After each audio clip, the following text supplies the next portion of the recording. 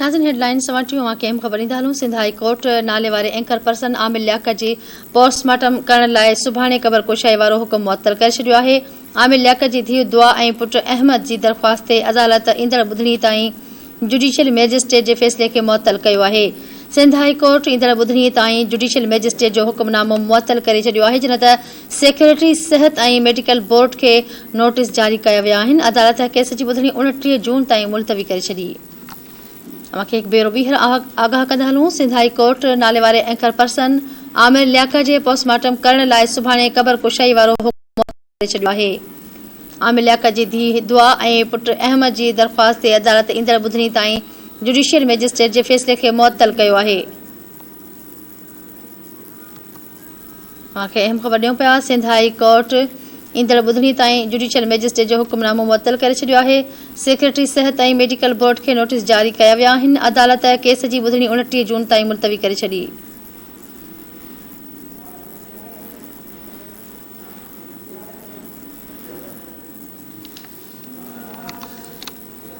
आगाह कयूं पिया। सिंध हाई कोर्ट नाले वारे एंकर पर्सन आमिर लियाकत जी पोस्टमार्टम करण लाइ सुभाणे क़बर कुशाई वारो हुकुम मुअत्तल करे छॾियो।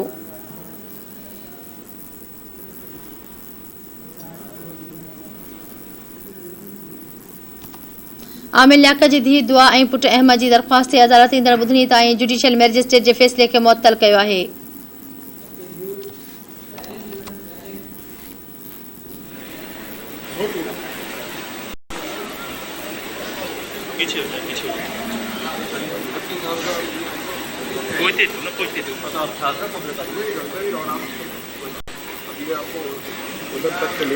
वकील साहब क्या बताएंगे? सस्पेंड किया है। कोर्ट ने कहा है कि जो मैजिस्ट्रेट का ऑर्डर है 176 उसमें वो फॉलो ही नहीं करता है जो उसने ऑर्डर किया है, और वो स्ट्रेंजर है, उसका कोई ना रिश्ता है। और जब अपने बच्चे कह रहे हैं कि भाई हमें उसके कोई बॉडी पे कोई मार्क्स ऐसे नहीं थे, और 2 दफ़ा मैजिस्ट्रेट ने उसको एग्जामिन किया है, और ये हमने सारा कोर्ट में ये पेश किया है कि जो इस तरह अगर ये फ्लड गेट खोलेंगे तो हर बंदा आएगा कहेगा जी वो आप डेड बॉडी किसी की भी निकाल दो।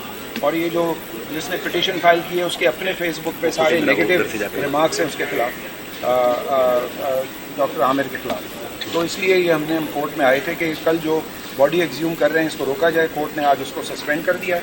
अब उसमें नोटिस किया सारी पार्टीज़ को कि वो आके उसको सुनेंगे, क्योंकि इसमें ओवरऑल जो फैमिली है दे डोंट वांट कि वो उसकी बेहुरमती हो लाश की, क्योंकि पुलिस ने भी कोई इस पे अपना शक का इजहार नहीं किया है, कोई सस्पिशियस है ही नहीं कोई ऐसा, ना कोई प्रॉपर्टी का डिस्प्यूट है जो उसने अपने ऑर्डर में मेंशन किया है। तो इसलिए ये सारा जो अपना एक नाम लाने के लिए या किसी तरह वो मीडिया में रहने के लिए लोगों ने ये चीज़ें की हैं, और इससे फैमिली को बहुत तकलीफ़ पहुंची है। और ये दोनों बच्चे यहाँ मौजूद हैं, उनकी एक्स वाइफ भी मौजूद है जो इन बच्चों की माँ है, और इनको जो है ना इतनी प्रॉब्लम फेस करनी पड़ी है बिकॉज ऑफ दिस ऑर्डर। एक तो वो पहले से गम में है, और उसके बाद उनको ये गम कि उनकी लाश निकाल के दोबारा से उसकी बेरुजती हो।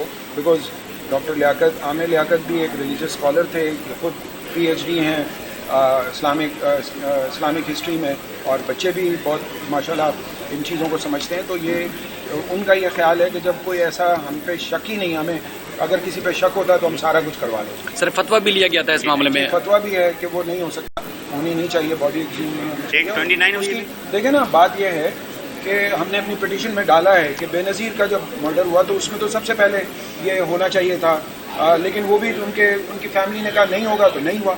आज तक उनका है ना वो बॉडी एक्सह्यूम नहीं हुई है।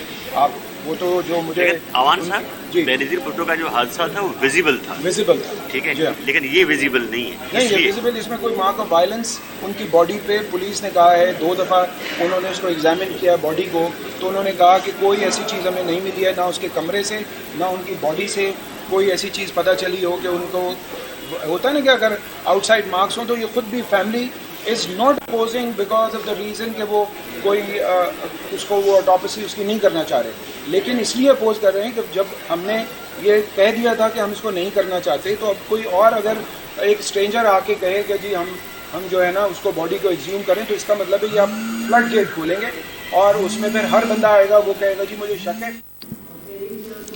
जी नाज़रीन, अवांखे आगाह कयूं पिया। सिंध हाई कोर्ट नाले वारे एंकर पर्सन आमिर लियाकत जी पोस्टमार्टम करण लाइ सुभाणे क़बर कुशाई वारो हुकुम मुअत्तल करे छॾियो आहे। आमिर लियाकत जी धीउ दुआ ऐं पुट अहमद जी दरख़्वास्त ते अदालत ईंदड़ ॿुधणी ताईं जुडिशियल मैजिस्ट्रेट जो फ़ैसिले खे मुअत्तल कयो आहे।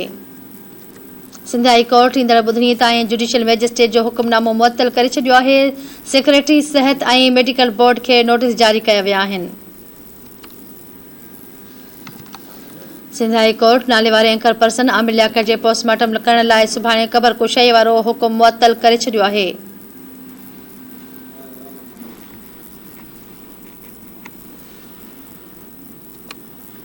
आगाह कयूं पिया आमिर लियाकत जी धीउ दुआ ऐं पुट अहमद जी दरख़्वास्त ते अदालत ईंदड़ ॿुधणी ताईं जुडिशियल मैजिस्ट्रेट जे फ़ैसिले खे मुअत्तल कयो आहे।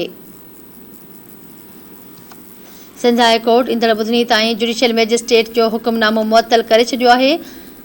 सेक्रेटरी सिहत ऐं मेडिकल बोर्ड खे नोटिस जारी कया विया आहिनि।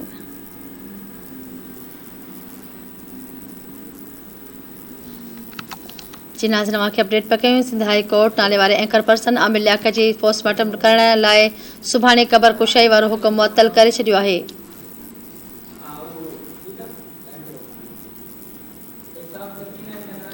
इन हवाले सां कराची खां धरती टीवी न्यूज़ जी रिपोर्टर इसहाक सर्किल लाइन ते मौजूद आहे।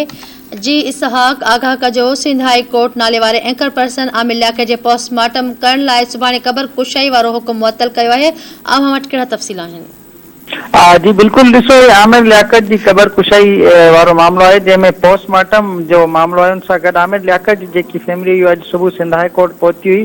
तंहिंखां पोइ आमिर लियाकत जी फैमिली जेको आहे जुडिशियल मैजिस्ट्रेट जे हुकुम जे ख़िलाफ़ जेको आहे दरख़्वास्त दाख़िल कराई हुई। दरख़्वास्त में जेको आमिर लियाकत मरहूम जी जेकी साहिबजादी आहे उहा ऐं उनजो पुट ऐं उनजी धीउ जेको उन्हनि पारां सिंध हाई कोर्ट में दाख़िल कराई वई हुई, जंहिंमें आमिर लियाकत जो पोस्टमार्टम रोकण जी जेकी इस्तदा हुई उहा कई हुई, जंहिंमें अदालत पारां जेको आहे दरख़्वास्त फौरी तौर ते इस्तदा जेकी हुई उहा मंज़ूर करे वरिती हुई। जंहिंमें सिंध हाई कोर्ट में जेको अॼु इहा ॿुधणी थी आहे, जंहिंमें अदालत पारां जेको पोस्टमार्टम 23 तारीख़ ते रखियलु हुयो उनखे जेको आहे रद्द करे छॾियो आहे। जॾहिं त अदालत पारां जेको पोस्टमार्टम थियणो हुयो उहो बि रोके छॾियो आहे। जॾहिं त सिंध हाई कोर्ट पारां जुडिशियल मैजिस्ट्रेट जेको हुकुम ॾिनो हुयो उनखे बि मुअत्तल करे छॾियो आहे। जॾहिं त मेडिकल बोर्ड पारां 23 जून ते आमिर लियाकत जी क़बर कुशाई खां पोइ उनखे पोस्टमार्टम करणो हुयो। इन हवाले सां जेकी टीम हुई उहा बि जेको आहे ठाही वई हुई, जंहिंमें अॼु जेको आहे उनजी धीउ ऐं आमिर लियाकत जी धीउ ऐं पुट पारां दरख़्वास्त दाख़िल कराई, जंहिंमें अदालत पारां जेको पोस्टमार्टम जो हुकुम ॾिनो वियो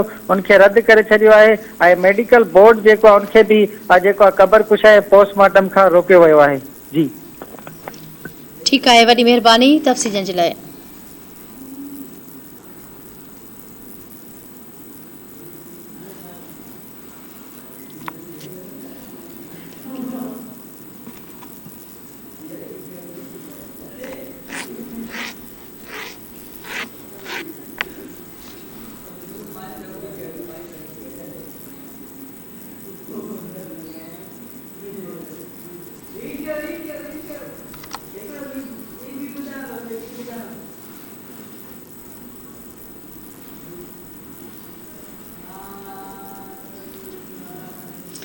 नाज़रीन, अवांखे आगाह कयूं पिया सिंध हाई कोर्ट नाले वारे एंकर पर्सन आमिर लियाकत जे पोस्टमार्टम करण लाइ सुभाणे क़बर कुशाई वारो हुकुम मुअत्तल करे छॾियो आहे।